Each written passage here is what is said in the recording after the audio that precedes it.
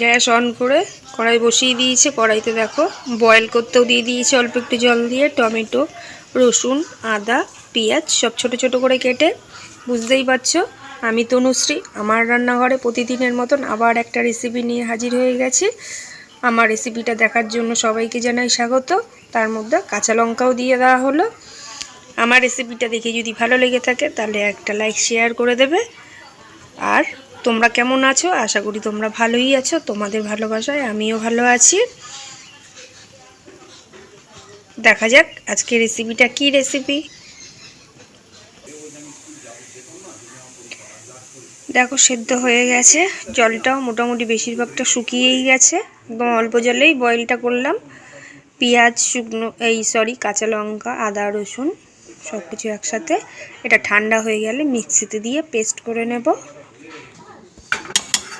Mixie বলে দিয়ে দিয়েছি, এবার মিক্সিতে দিয়ে একটা পেস্ট করে নেব। বয়েল করা সমস্ত আদা, রসুন, পেঁয়াজ, টমেটো, কাঁচা লঙ্কা। এদিকে গ্যাস অন করে ডিম সেদ্ধ বসিয়ে দিয়েছি। বুঝতেই পারছো আজকে একটা ডিমেরই রেসিপি করব। মিক্সিতে তো দেখলেই পেস্টটা হয়েছে, তার মধ্যে কাজু বাদাম আর কটা চাল মগজও দিয়ে দিলাম। আবার একবার মিক্সিতে দিয়ে ঘুরিয়ে নেব। কাজু বাদাম আর চাল মগজ তো দিয়ে দিলাম দেখলেই, তার সাথে দিয়ে দিলাম ধনে পাতাও বড় বড় করে কেটে দিয়ে আবার একবার পেস্ট করে নেব। ডিম সেদ্ধ হয়ে গেছে, ডিমটা ছাড়িয়ে নিয়েছি। এই দেখো ডিমগুলির মাঝখানে এরম ছিঁড়ে ছিঁড়ে দেবে। চেরাটা কিন্তু একটু বেশি করেই ছিঁড়ছে।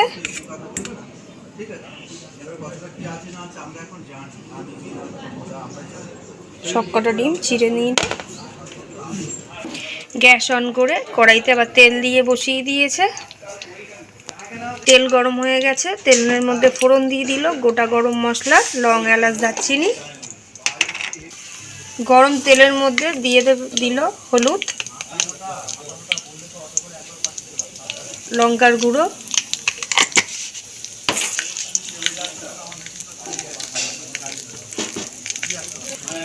সেদ্ধ করা ডিম চেরা,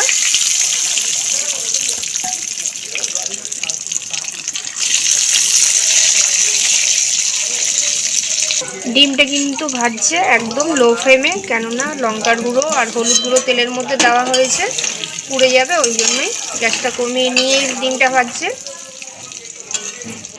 ডিমটা ভাজা হয়ে গেছে, ডিমটা তুলে নিয়েছে। এবার এই ফোড়ন দেওয়া হলুদ আর লঙ্কার গুঁড়ো তেলের মধ্যে দিয়ে দিচ্ছে এই যে পেস্ট করেছিলাম সমস্ত আদা, রসুন, পেঁয়াজ, কাঁচা লঙ্কা সেদ্ধ, টমেটো সেদ্ধ, তার সাথে কাজু বাদাম আর চাল মগজ। ভালো করে এবার কষিয়ে নেব।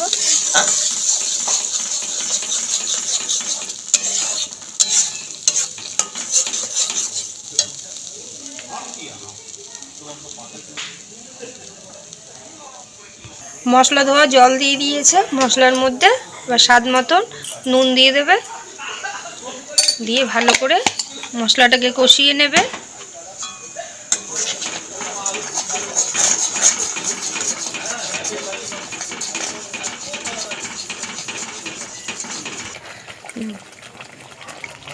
মশলা কষাতে কষাতে এলাচের গুঁড়ো দিয়ে দিল, শুধু এটা এলাচেরই গুঁড়ো।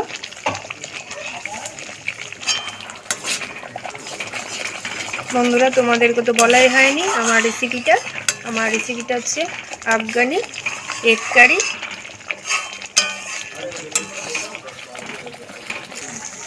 মশলা কষাতে কষাতে একটুখানি চিনি দিয়ে দেবে।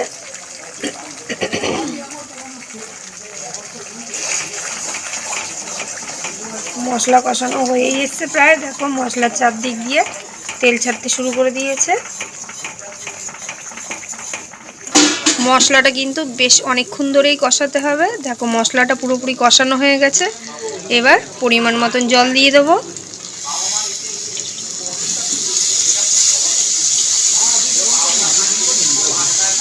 খুব একটা জল পড়বে না, একদম অল্প জল দিয়েই গ্রেভিটা তৈরি হবে। গ্রেভিটা ফুটতে শুরু করে দিয়েছে। এবার আগে থেকে ভাজা ডিমগুলো গ্রেভির মধ্যে দিয়ে দেবো। ডিম সমেত একটুখানি সময় ধরে ফুটিয়ে নেব, একদম তাহলেই রেডি হয়ে যাবে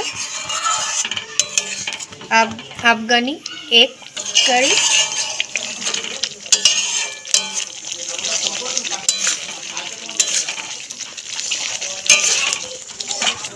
ব্যাস রেডি হয়ে গেছে।